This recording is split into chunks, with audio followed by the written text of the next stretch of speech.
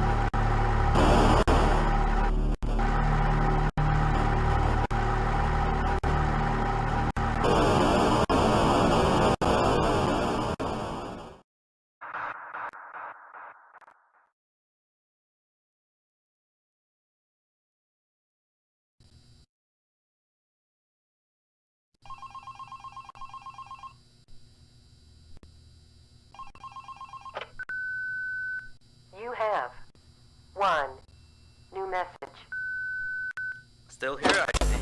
Awesome job these last 2 nights. You're already way better than our previous night guard. He didn't even stay 2 nights before he brought a wrench to his shift and tried to destroy one of our animatronics. The animatronic in question is the blank character, the one in the drawing room on camera 11, I think. Yeah, I'm surprised he still works. And despite the holes and the fact that his left arm and the back of his head is missing, the kids still really like him. Anyway, ever since that day, Blank's been acting almost more strange than the other animatronics. Like, among other things, he seems to have developed this fascination with getting into the office through the ticket booth. And I guess he can't see the glass or something. So yeah, keep an eye on him. If you see him heading for the ticket booth, just shut the door in his face, and then he'll find something else to do, I guess. Oh, and by the way, ever since that new Freddy Fazbear's Pizza closed last week, we've been getting more and more customers during the day. So next week, if you're up for it, we could use you on the day shift. Think it over. We'll talk later.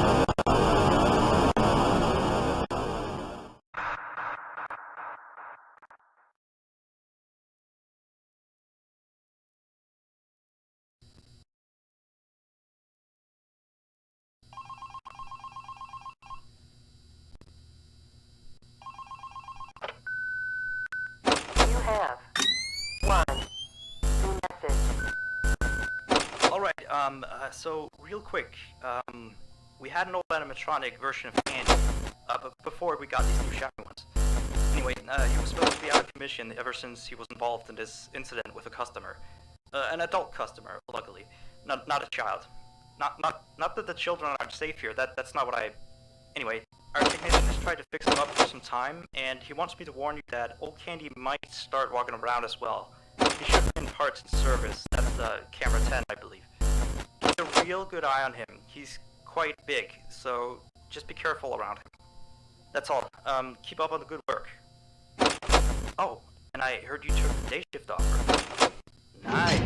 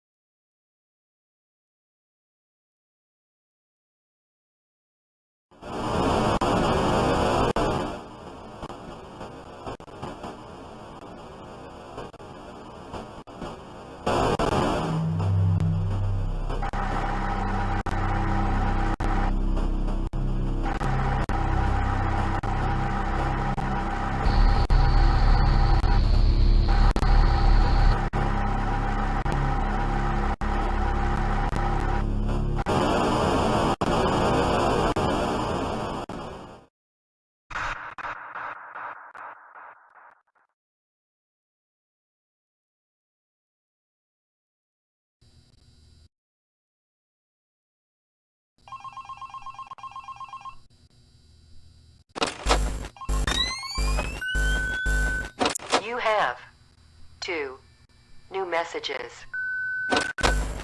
Hello again. So, the big boss man told me to inform you about our off-limit areas.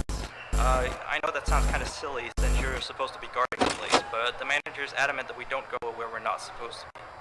He's mostly talking about the rooms that aren't on your little mini-map. They aren't on the map because it apparently isn't any of your business. Or ours, for that sake. Like that extra room next to the part service room. I believe you can see the door from camera 9.